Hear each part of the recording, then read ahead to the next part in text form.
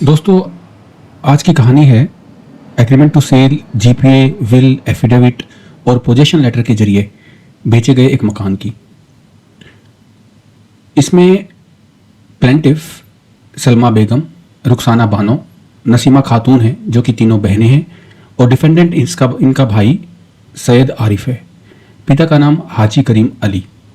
दोस्तों, अपने इन वीडियोस के माध्यम से मेरा ये उद्देश्य है कि मैं रियल कोर्ट केसेस के जरिए आपके सामने किसी कानून का कोई पहलू लेके आऊं और हम किसी लीगल एस्पेक्ट को समझें। अगर आपको ये वीडियो पसंद आए तो लाइक और सब्सक्राइब ज़रूर कीजिए। सन 2010 में हाजी करीम अली, जो इन सब के पिता थे, उन्होंने अपना मकान अपनी 3 बेटियों को बेच दिया। बिक्री की रकम थी लगभग 4,45,000। लेकिन यहाँ एक ट्विस्ट है दोस्तों कि ये बिक्री रजिस्टर्ड सेल्स डीड से नहीं हुई थी, बल्कि agreement to sale, general power of attorney, will, affidavit और पोजीशन लेटर के जरिए हुई थी। यानी कागजात तो बने, लेकिन कानूनी तौर पर असल मालिकाना हक यानी कि ओनरशिप नहीं मिला। अब आते हैं भाई सैयद आरिफ पर। वो घर की दूसरी मंजिल पर रहता था और पिता की इजाज़त से रह रहा था। जब घर बेटियों को मिला तो उन्हें लाइसेंसी की तरह रहने दिया गया, यानी कि जो भाई था उसको लाइसेंसी बन के उस प्रॉपर्टी में रहने दिया गया। लेकिन वक्त बीता, 2012 में तीसरी मंजिल भी बनाई गई और भाई वहाँ भी रहने लगा। बहनों का भरोसा था कि जब भी ज़रूरत होगी भाई मकान खाली कर देगा, मगर ऐसा नहीं हुआ। केस कोर्ट तक पहुँचा, गवाहों के बयान हुए।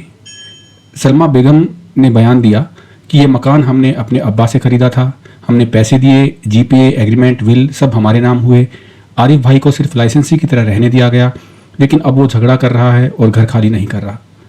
रुखसाना बानो का बयान था कि हमने अपने भाई को बार बार कहा कि हमें तीसरी मंजिल पक्की करनी है, लेकिन उसने समय मांगा और फिर झगड़ा शुरू कर दिया, यहाँ तक कि हमें धमकियाँ भी मिली।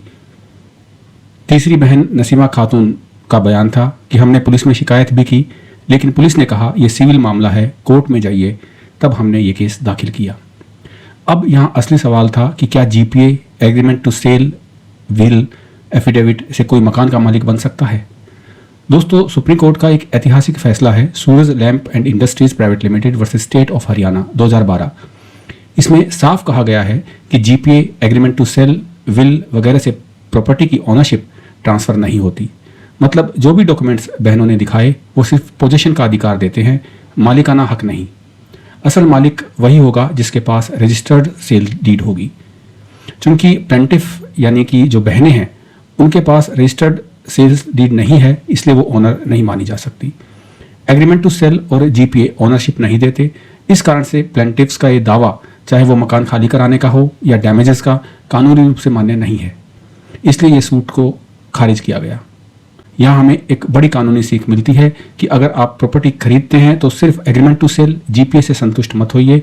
असली मालिकाना हक सिर्फ रजिस्टर्ड सेल्स डीड से ही मिलता है। तो क्या आपको लगता है कि इस केस में न्याय हुआ या बहनों को अपने पिता से खरीदा मकान मिलना चाहिए था? कमेंट सेक्शन में अपनी राय जरूर लिखिए। और हाँ, अगर आपको ये कहानी और उसकी कानूनी बारीकियाँ पसंद आई हों तो चैनल को सब्सक्राइब करना मत भूलिए। मिलते हैं अगले एपिसोड में, जहाँ एक और रियल केस की कहानी लेकर आऊँगा। धन्यवाद।